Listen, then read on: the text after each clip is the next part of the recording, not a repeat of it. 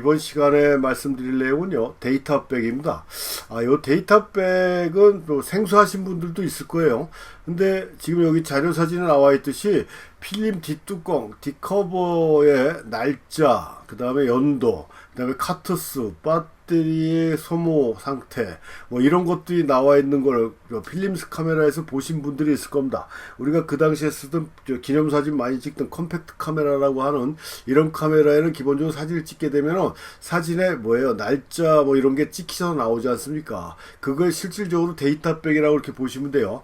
제가 다른 시간에도 말씀드렸지만 요즘 디지털 카메라는 뭐 찍으면 기본적으로 셔터 스피드, 감도, 사용한 렌즈, 뭐 측강 방법 뭐 이런 거에 대한 기본 데이터는 자동적으로 이렇게 저장이 돼서 우리가 쉽게 확인할 수가 있는데 필름 카메라에서는 그런 기능이 없었기 때문에 일일이 다 메모를 해야 된다라고 그랬어요. 그러다가 어느 시점에 와서 카메라 바디가 바디나 뭐 다음에 이 배터리 기능이나 뭐 자동화가 어느 정도 진전이 되면서 이 필름 뒷뚜껑을 데이터백이 달려있는 뚜껑으로 교체를 해서 찍게 되면은 필름에 좀 더 요것도 재밌는 게 좀 약간 고가의 데이터백을 가지면 필름 밑으로, 그러니까 화면 밑으로 데이터가 찍히고요.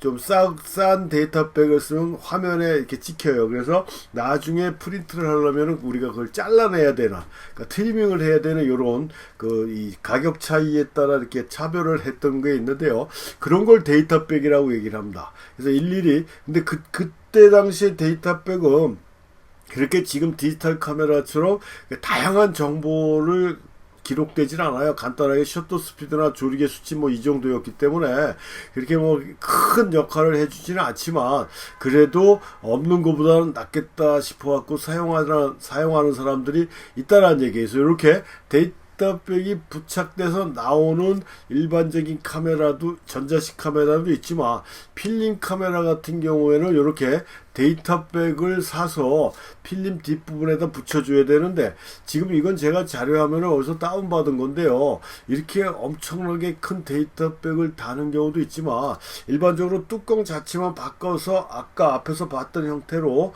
그렇게 일반 자동 카메라에 찍히는 데이터백 같은 기능을 해주는 것도 있습니다. 이게 좀 약간 번거로웠지만 이게 요것 이렇게 사용했던 것도 불과 30년 전이에요. 30년도 채 안 됐습니다. 그 정도로 가까운 시절에 이런 걸 사용했는데 지금은 이게 다 벌써 추억으로 넘어간 그런 장비가 돼버렸지 않습니까? 그래서 아무튼 데이터백은 아날로그 카메라에서 기본적으로 우리가 디지털 카메라에서 자동화돼서 사용되는, 또 일반적으로 그렇게 되는 게 당연한 듯이 여기는 그런 기본적인 촬영 데이터, 셔터 스피드나 이런 조리개 같은 이런 것들을 필름에다가 찍어주는 이런 기능을 해주는 걸 우리가 데이터백이다 라고 말을 한다라는 점 아주 간단하게, 그냥 나중에 여러분들이 또 필름 카메라를 구입해서 또 이런 데이터백을 필요로 했을 때 참고적으로 알고 계시면 좋지 않겠는가 라는 점을 말씀드리면서 끝내겠습니다.